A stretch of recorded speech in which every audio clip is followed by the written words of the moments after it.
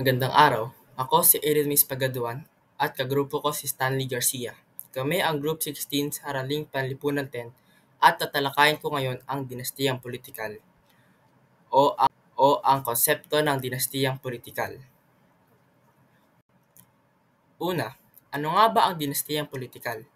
Ang dinastiyang politikal ay isang pamilya na karamihan sa miyembro ay sangkot sa politika. Ang mga miyembro ng pamilya ay maaaring magkapatid, magulang at anak at mag-asawa. Maaari ring nagmula pa ito mula sa ilang henerasyon bago sa kasalukuyang nakaupo sa pwesto. Ayon naman sa Bill 1765 o ang Anti-Political Dynasty Act of 2018, ang dinastiyang politikal ay ang konsentrasyon, pagsasama-sama at/o ang pagpapatuloy ng pampublikong katungkulan at mga kapangyarihang pampulitika ng mga taong may kaugnayan sa isa't isa sa loob ng ikalawang antas ng consanguinity o affinity.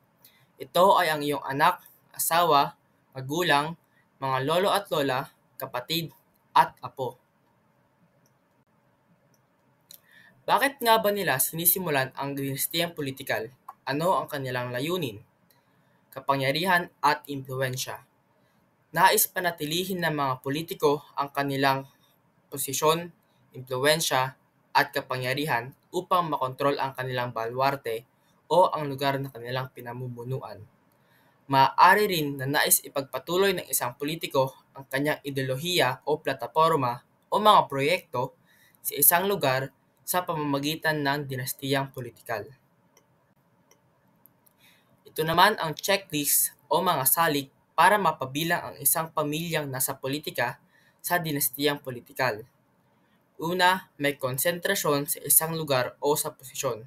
Halimbawa, mag-ina na magkasamang tumatakbo o ang anak ay mayor at ang ina ay vice mayor sa isang lungsod.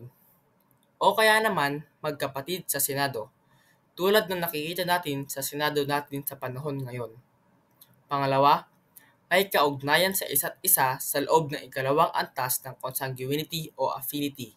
Ang iyong anak, asawa, magulang, lolo at lola, kapatid, at apo. Ito ang ilan sa mga prominenteng dinastiyang politikal sa nasyonal na posisyon, sa Senado o sa pagka-presidente. Ang mga Villar, Marcos, Duterte, Binay, Cayetano, Aquino, at Estrada.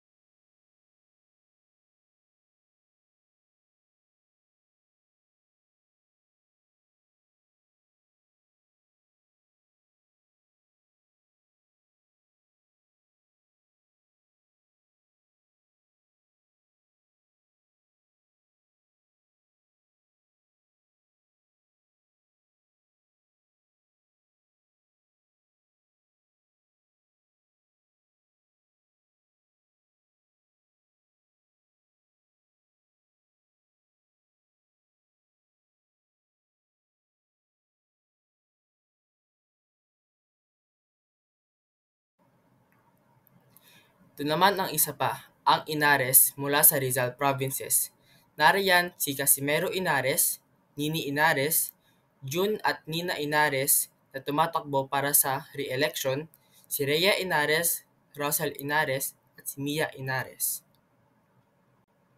Ang ilan pa ay ang mga Abalos mula sa Mandaluyong City, ang Balindong sa Lanao del Sur at ang mga Romualdez sa Leyte.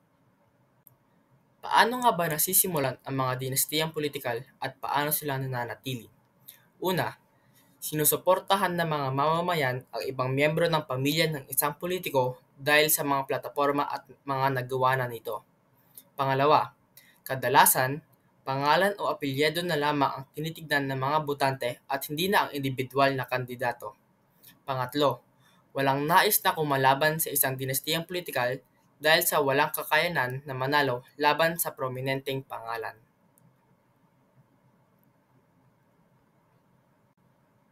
Sa iyong palagay, Nakabubuti ba para sa Pilipinas ang mga dinastiyang politikal?